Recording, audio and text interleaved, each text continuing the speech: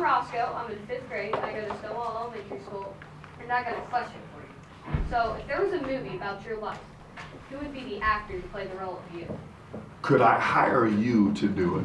No, I mean, you're handsome, you're well spoken, you got a lot of swag, you remind me so much of myself. I think Brad Pitt should play you. I'll take it. I will take it. The looks and skill. He would make me look way better. Yes. Great question. Thank you, my friend. Okay, Mark, we know you love the analytics and all that comes with it. I'm always curious, how many times during a game or how many over the course of the season do you say, analytics are telling me this, my gut tells me this, I'm going that way. I'm going to ignore the numbers. Every day. Every day. It's, you know, I love the numbers because they can be great teachers, but the numbers also, you can cook your books in a million different ways, and so, you know, you can actually manufacture numbers to say whatever you want them to say, and sometimes there's a real use for that also.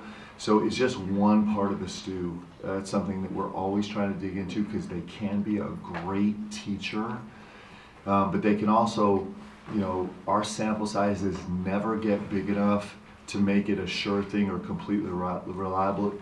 Analytics are really there to make you ask more questions. But it is not a rule book. It's not a. I think if you use it that way, you're really shortchanging all the other aspects of the game. Mark, when you were evaluating Jalen in the portal, and obviously his shooting percentages weren't great last year, what did you see that made you think? You guys set this up, right? Because you're going to have me say you don't always trust the analytics, and then you're telling me to go to the analytics. So a bunch of things. One of the things that really stood out to me is there's a really useful functional shot quality metric. So what it essentially does is it kind of does a comparison and contrast between every type of shot in the average college basketball player. So if it's a pull-up two from the left wing, it will take all of those shots and kind of give you an expected value from the average college basketball player. And if it's a pull-up three in transition, if it's a post move where a second defender comes, it kind of breaks it down that way. It's kind of a shot quality metric, and it takes into account a player's history. And so one of the interesting things about Jalen was, for whatever reason, last year, he was in the 95th, 93rd percentile of players in the country taking shots in the bottom 20% of shot quality numbers. And we love when we see things like that, because those are things that it doesn't depend on increased skill. It doesn't depend on hours and hours in the gym. It just relies on a new understanding, a new style of play, maybe a new environment, a new way for J-Lo to approach the game, and we can see quick, huge, massive changes when you see numbers like that. So that's one tiny slice of it.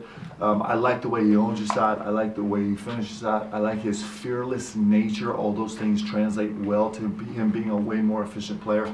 I like the fact that he can get wherever he wants, whenever he wants, off the bounce. That translates him into having huge capacity to be way more efficient. So we have big time expectations. We got to see a very similar transition from Lamont Butler. He made huge strides, like almost inconceivable strides last year, based on a little bit different but a similar trajectory. Coach, when the guys first arrived in June, what is one thing that you and the staff nailed? Like okay, this is exactly what we expected. Maybe what's one thing that maybe surprised you guys a little bit about the group coming in? I mean, I keep coming back to this because it's just overwhelming every day. This is a competitive group. They love to compete. We have competitive souls on this group. You know, it's interesting. You know, I'll take Da and J-Lo as examples. You know, they're probably best friends off the court, and then on the court, they are just torturing each other every single day. It's so fun to watch. You know, you have a guy like Colin Chandler who has grown so much, who is the most kind, mild-mannered, loving guy off the court, and he just wants to rip your heart out on the court right now.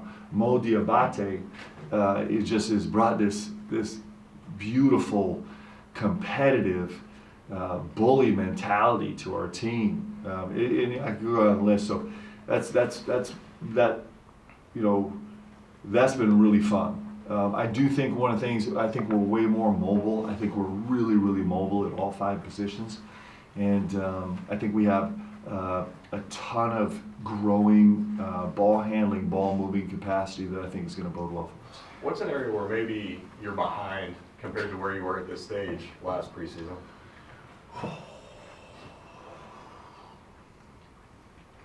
Well, the only thing I would say is we're not quite as veteran as we were last year. I mean, and that's just going to be a work in progress.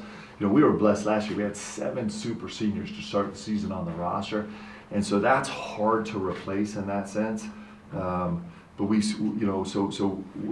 our in-game experience was so huge last year in terms of guys. Even though we were brand new, guys hadn't played together. They'd been on the court for just an enormous amount of reps. And so that's the one thing where I'm like, hey, there'll be a little bit of a growing process there, but otherwise I like where we are. I mean, I think our staff's done an unbelievable job, and I think our guys have really tried to buy in. And you guys are hearing this a lot from me. I'm really excited about this group. Mark, I'm really excited. For a lot of fans, go ahead. For last year, you talked about the amazing stories that brought these guys here to Kentucky and how they were all different.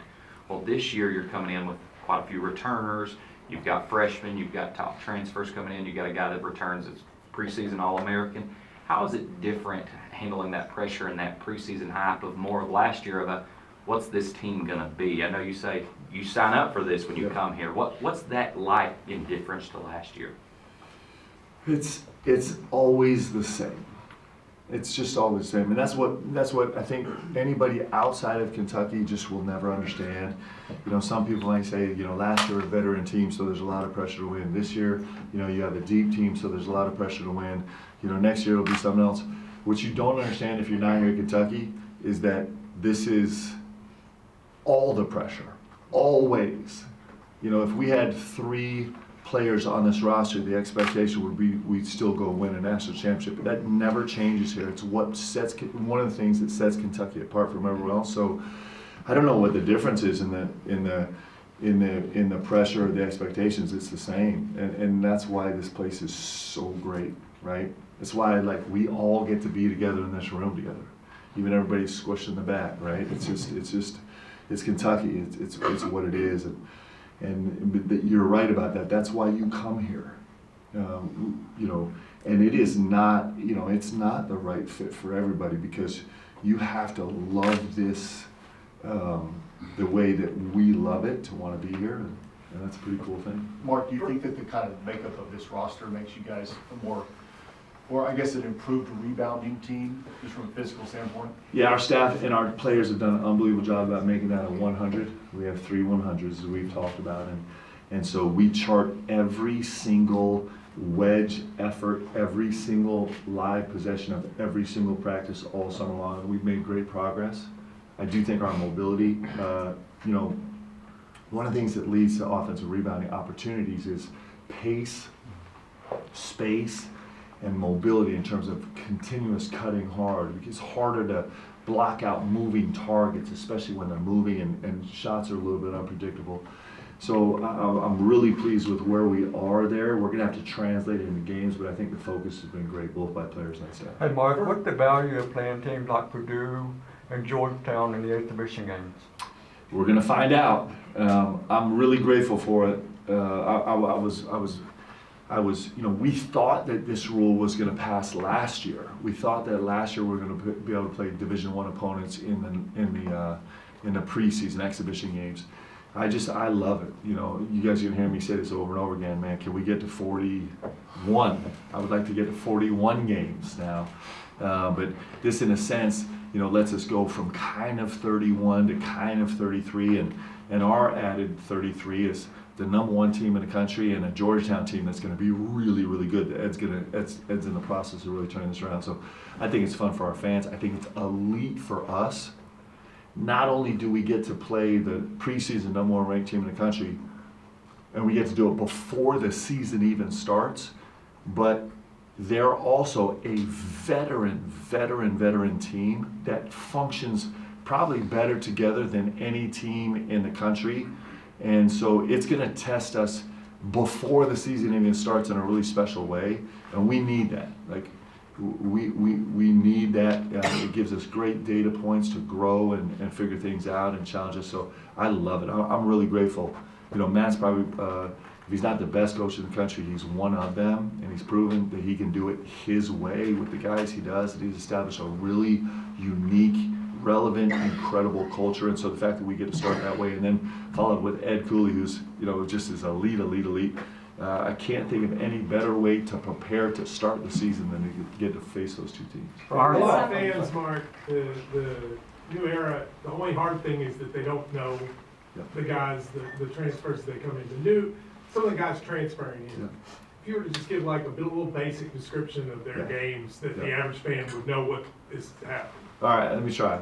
Jalen Lowe, cat, quick, leader, competitor. DA, winner, competitor. I'm gonna miss some guys. Diabate. Mo Diabate, Mo is unique, okay? I can't do one word, because he's got all these sides. He's got the motivation side. He's got the Mo D for Kentucky side. He's got the dog side. He's got the incredible, humble, faithful, devoted side. He's got you get me a little emotional about Mo. He's got the side where he's going to protect his teammates at all costs, no matter what happens, ever. Like this Mo Diabate special. Cam Williams is so fascinating to me right now because he's a shooter. You guys know what that feels like for me. He's also, you know, in our last scrimmage, he doubled up every other player on the floor on the glass. It was a 10 rebound guy in just 16 minutes of play. He's got a capacity to be an elite level defensive player. He's learning how to get downhill and make plays, but man, he just got a high ceiling, just a quiet swag about him. Special. Mark, you talked about spending. Hold on, who else did I miss? JQ and Reese. JQ, I've talked a lot about JQ. You guys all have a sense of JQ, right? Yes, I could tell stories for days about him. He just was at the house. This got so depressing.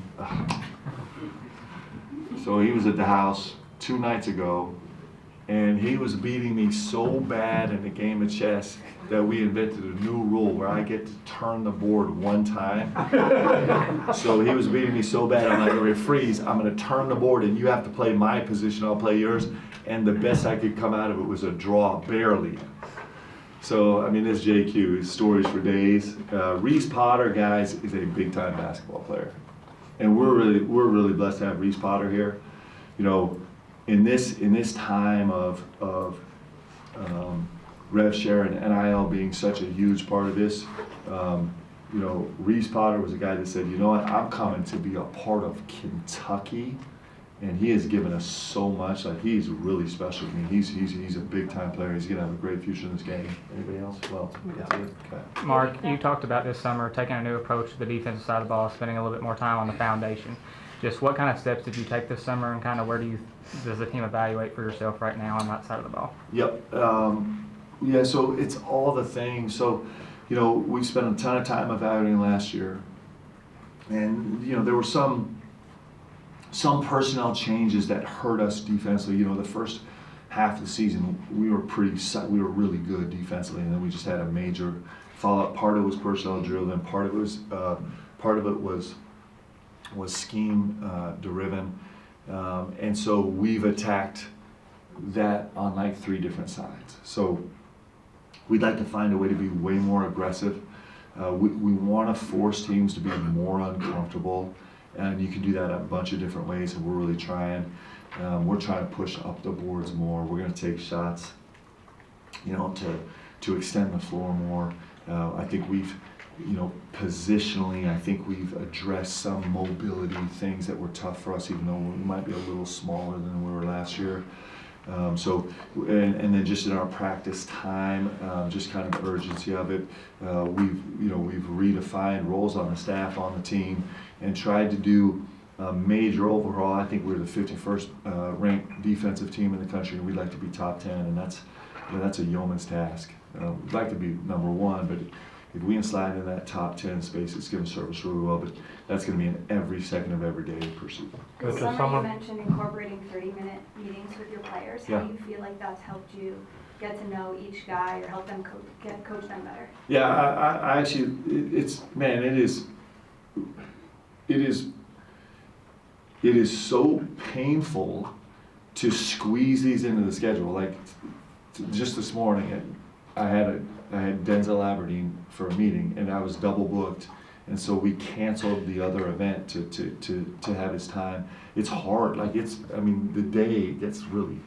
And sometimes we're doing late night and early morning meetings, but it is, this is Billy Donovan, man. It's not preparing practice for the players, it's preparing players for practice. And one of our keys to this season is going to be that all of us stay fully engaged. It's going to be one of the great challenges for us this season, and that we all are kind of chasing the same vision. And so this individual time is really important, and the trick is, it's the thing that I love most about coaching.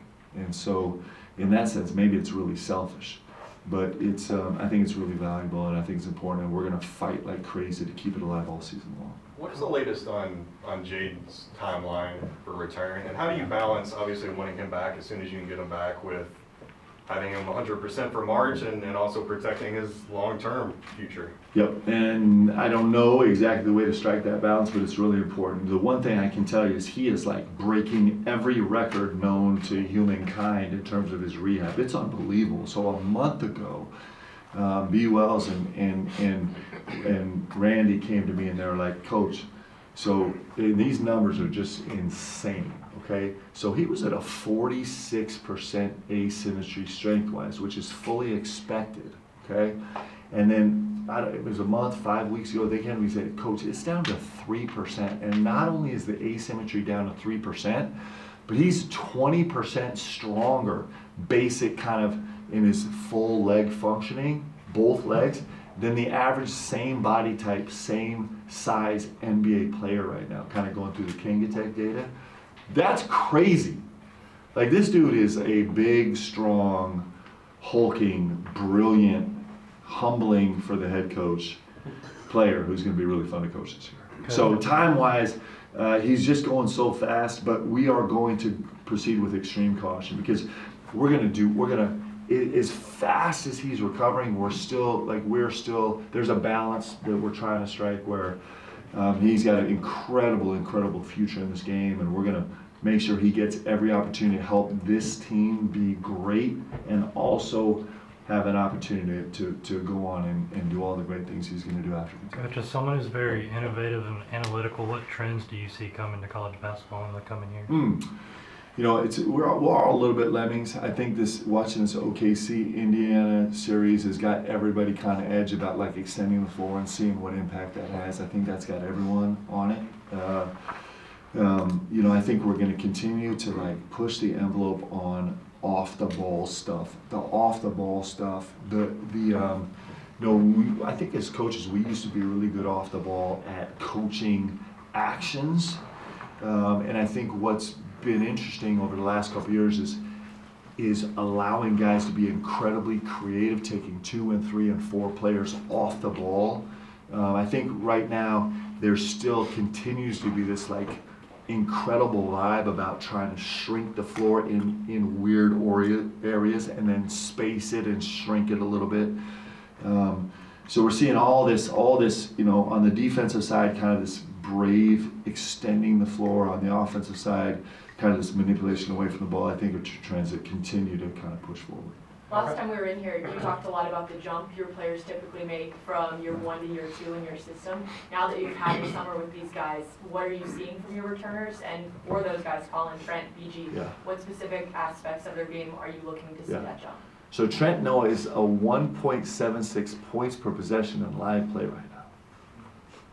I've never seen that number ever in the history of college basketball. I mean, it's only 2 weeks, and this is the first day of week 3.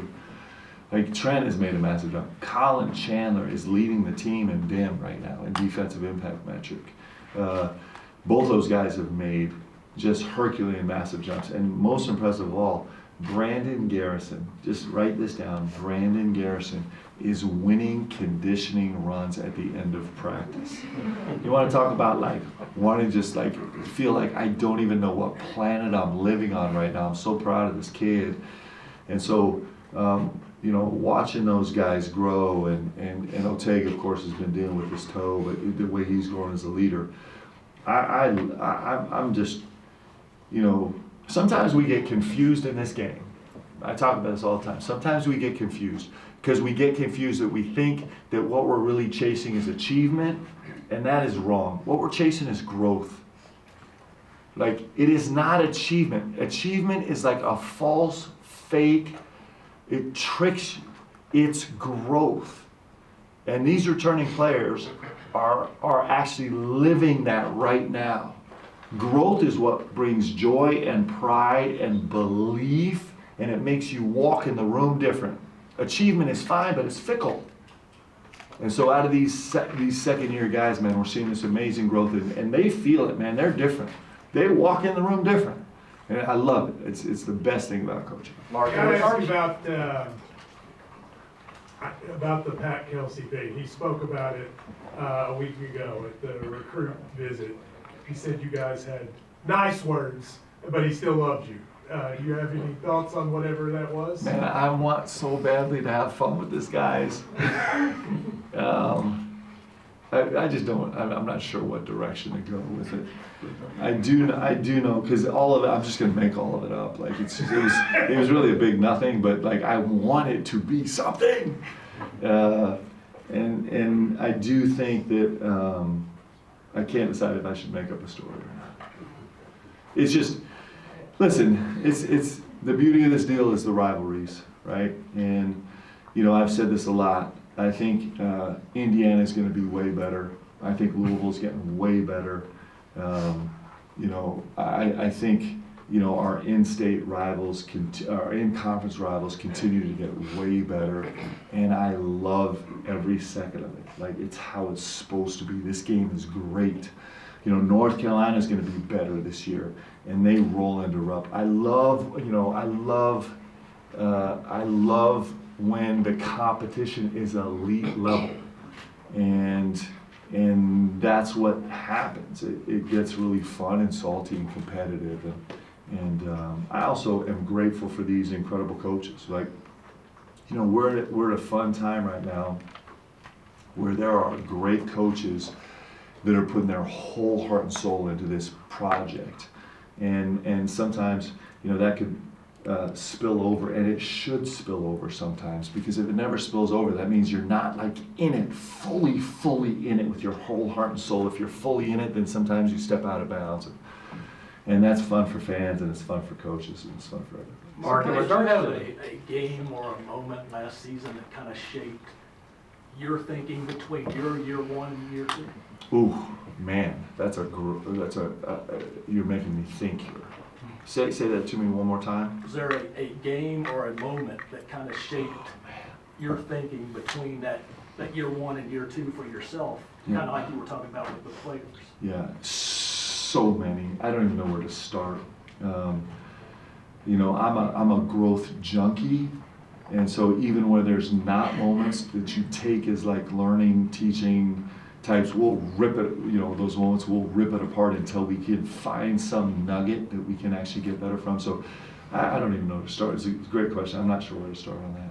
Coach, towards the end of last season, you obviously faced injury struggles. How do you feel about the depth of the team this year in that next man up situation?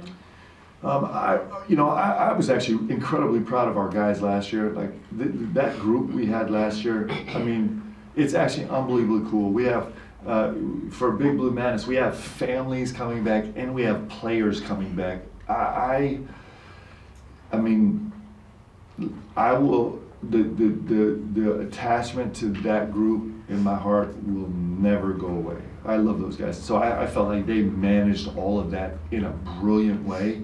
And I think that this year we're capable of doing it even better.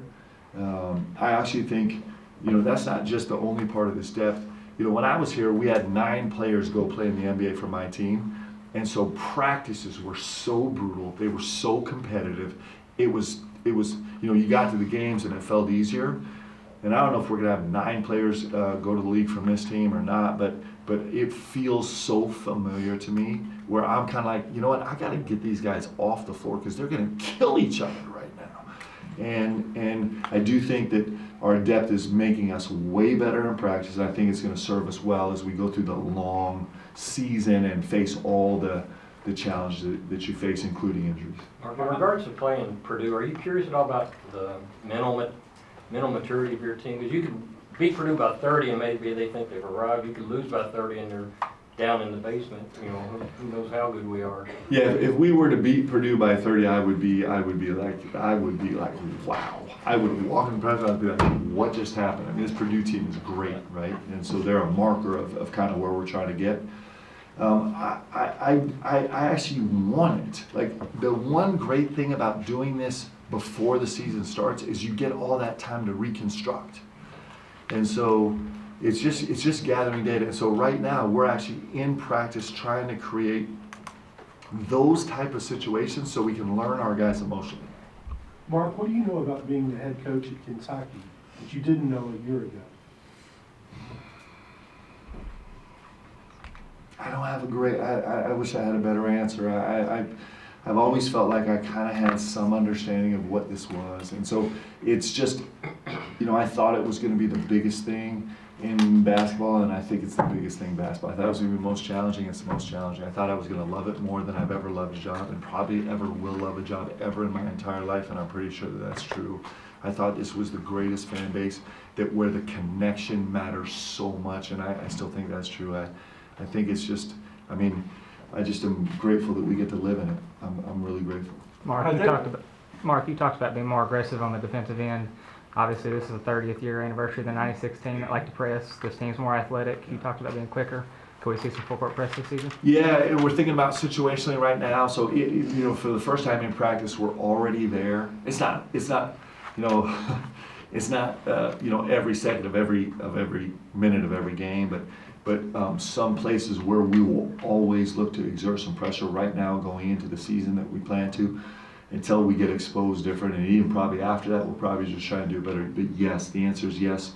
You know, we have the personnel, and I think we have the depth, and I think we have the athleticism and the mobility and the determination, the togetherness to find a way to be functional, extending pressure, which is hard to do. It's harder in college basketball than it's ever been because guys are so skilled, but I think we can do it. How different is it going into the season, having a full off season as opposed to getting a job in April and having to hit the ground running? It's way different. You know what's incredibly fun? It's not just my returning players that are growing, but it's our staff that is growing so much. You know, you know, as a head coach, you do your best on short and limited information about kind of positioning guys in the responsibilities where they're going to excel the most.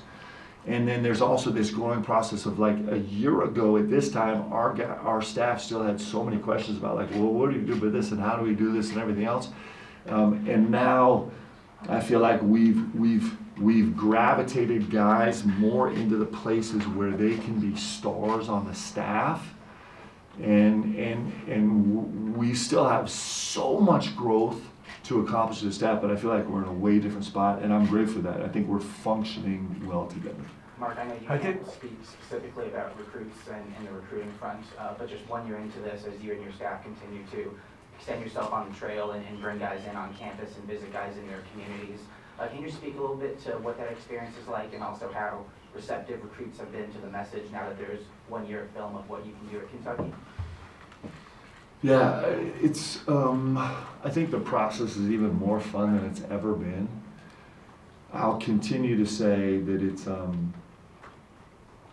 the most important part of this process for us is not finding the best, highest ranked player. You'd be shocked at how many times we end up mutually walking away because we know what Kentucky is, and finding the right player here it doesn't amount to the sum of just going to find whoever someone is ranking the highest player. And you can't know that before you get deep into the recruiting process. Like the recruiting process actually is, I love it so much because the most important thing is that you get to know each other and understand like what is really driving a player, and a player needs to understand what's really driving a program. And it's not about, for me at least, the way we want to do it here at Kentucky, it's not just about kind of ignoring that part and just grabbing the right talent. Our locker room again this year is special. And I'm telling you that translates. It's a winning formula. And it also represents this place really, really well. And so all of that said, that's why recruiting is so fun for us. Because even the kids that we recruit really hard, that it ends up that this is not the right fit for them, like we've had a chance to build a great relationship. That this world is so small, so we're going to cross paths 100 times. And I love the recruiting process because it gives us the opportunity to know these incredible young men and their great families and build relationships that'll last. And I love the guys that are actually ending up here because I think it fits. Like I'm telling you, our locker room could be really complicated right now, and there will be times this season where it is. But man, the heart of this deal is a bunch of really incredibly special guys that it may be challenging for some programs to have a group of guys where representing this university, representing the people of the Commonwealth, representing this Kentucky name, where that's secondary. It's not with our group, man, and that means something to me. How do you build those relationships when you're recruiting the portal on such a shorter window? I think you just as honest as you can. So every recruit that I've ever recruited, this will be familiar, is we're talking about that. Come on, disagree with me, argue with me, ask me the uncomfortable question, because that's when we know we've started talking. Like that's it. Can I get a recruit and a fan to be like, Coach, that's baloney, man. You just said this. And they're like, now we're actually having a conversation. Like we're trusting each other enough to be honest, to like really talk about the things that matter. And what's interesting is a lot of times recruits through the process are going through the process of trying to discover themselves about what really matters to themselves. These are young guys. And so that exploratory process of human nature and kind of where they happen to be in their lives is incredibly dynamic. Every recruit is so unique. And so the sooner we can get down to like trusting each other enough to have honest conversations, the hard conversations, the controversial conversations, the stuff that you feel uncomfortable to talk about, but you probably need to, like then you know that you're somewhere. And the beautiful thing about it is you don't know where you're going to end up, but at least you talk.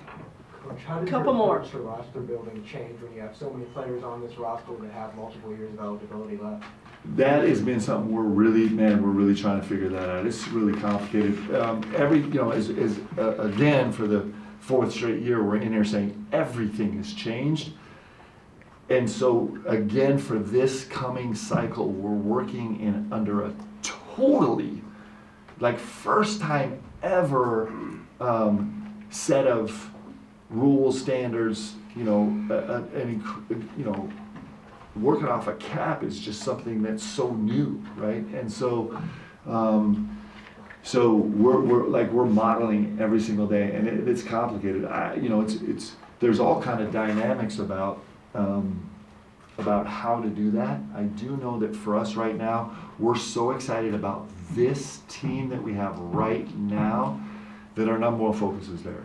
And then all the stuff about next year and how that works, we're going to deal with that when next year comes. But right now, we feel like we got a beautiful Ferrari, and we can't wait to take it for a spin. Am I allowed to say that?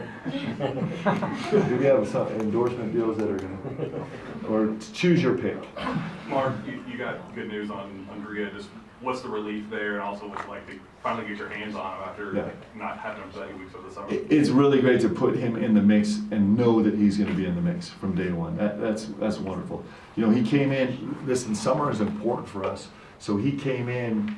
8 full weeks of study and work behind, and that's hard. The way we play, that's so decision intensive and learning intensive, and so he is you know, since he started in the fall, it's been a mad dash to try and catch up. And I think his first couple weeks, he was like, man, what have I signed up for?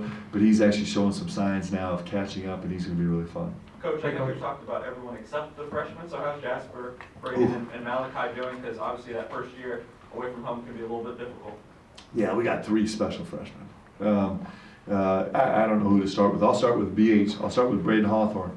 Braden Hawthorne is like, I cannot wait for you guys to spend time with Braden Hawthorne. He is just joy. Like, he is joy. And if you've ever been privileged to have a friend that has no guile, then you know what I mean about how lucky you are to be around a person that is just unfiltered, just gives you his whole heart. He's not putting up a wall. He's not trying to be too cool. He just is like, just genuine joy.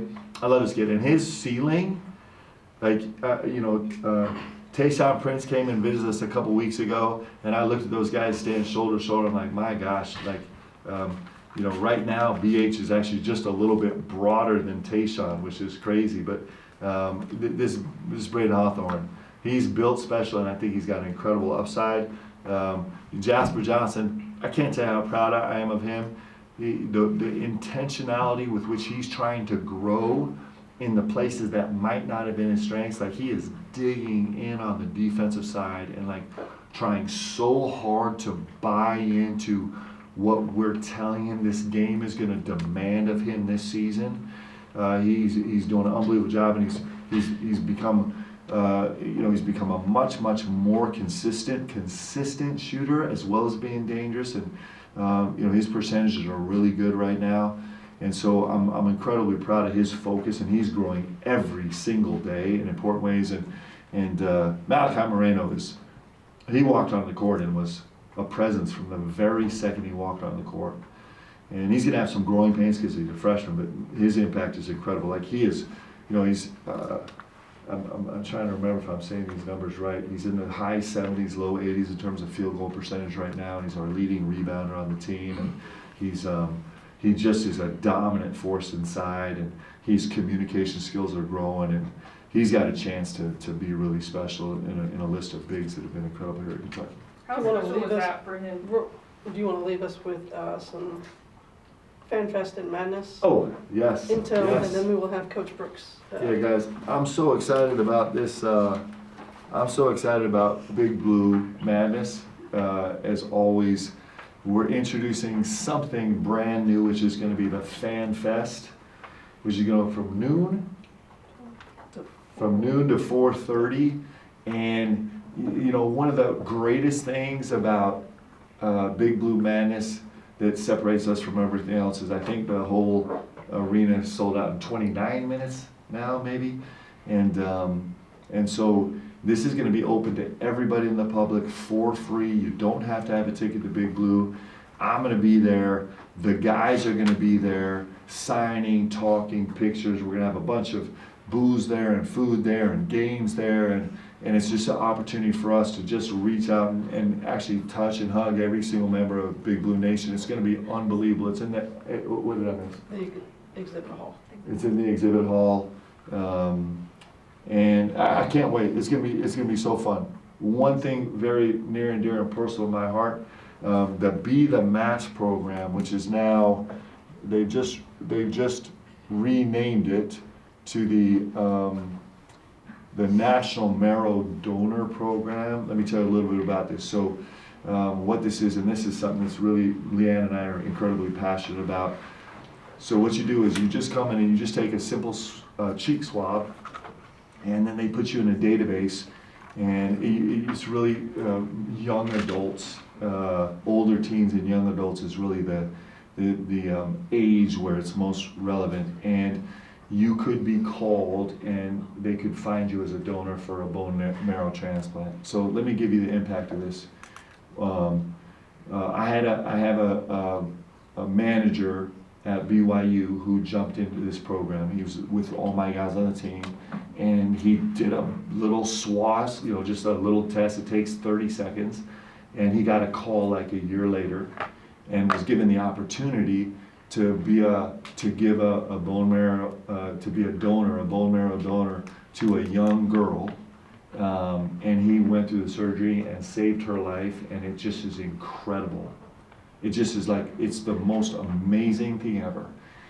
And in this state of Kentucky, where we want to be number one at everything, where we don't want to stay is number one in the occurrence, the incidence, and number one in the mortality of cancer. That's where we are right now.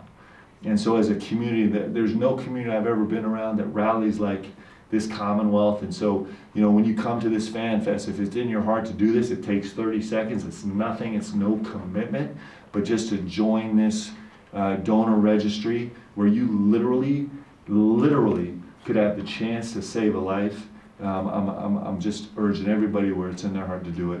It can make a huge difference. All right, thanks, everybody. Thank you. We will have Awesome. Thanks, both guys. groups here.